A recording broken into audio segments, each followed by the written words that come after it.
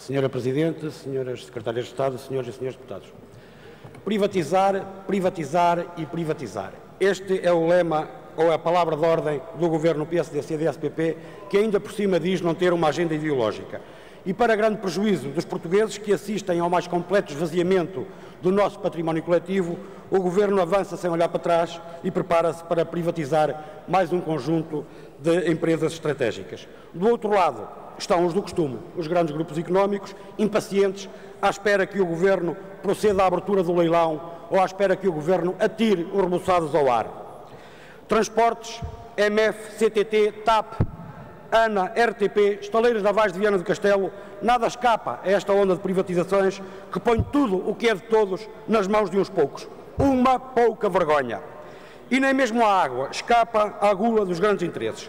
E quando falamos da água, convirá recordar que estamos a falar de um bem que, pela sua própria natureza e por tudo aquilo que representa, não pode ser gerido em função de critérios de lucro e distribuição de dividendos por acionistas, mas sim numa lógica que atenda às necessidades das populações. Mas com este Governo PSD-CDS-PP, os interesses das populações ou a garantia do serviço público de rádio e televisão assumem pouco valor, porque valores mais altos se levantam. Pelos vistos, os interesses dos grandes grupos económicos que este Governo tanto tem protegido continuam a falar mais alto do que o interesse público. E como quem atira terra para os olhos dos portugueses, o Governo vem falar da necessidade de melhorar a competitividade das empresas. Competitividade das empresas. Mas o Governo andará a dormir. Afinal, onde está a competitividade dos setores que foram objeto de privatizações no passado?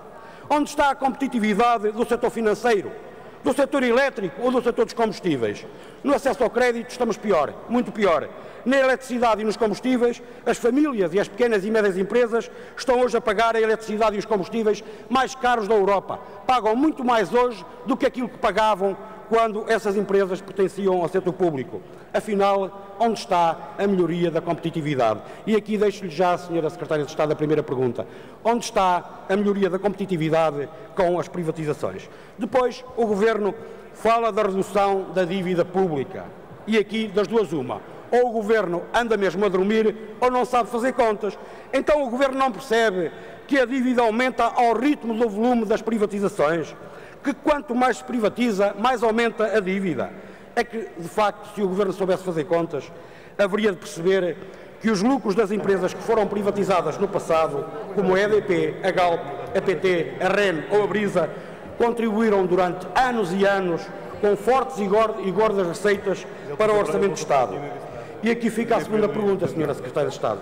É verdade ou não que a privatização dessas empresas no passado contribuiu decisivamente para o agravamento do déficit orçamental e do nosso déficit externo? É verdade ou não é? Por fim, uma última pergunta relativa à Caixa Geral de Depósitos. O Sr. Primeiro-Ministro, num dos debates quinzenais últimos, afirmou aqui, e passo a citar, no dia em que o Governo tiver de anunciar alguma coisa relevante sobre a Caixa Geral de Depósitos, não deixará de o fazer. Senhora Secretária de Estado, esse dia é hoje? Há alguma coisa de relevante para nos dizer sobre o processo de privatização da Caixa Geral de Depósitos?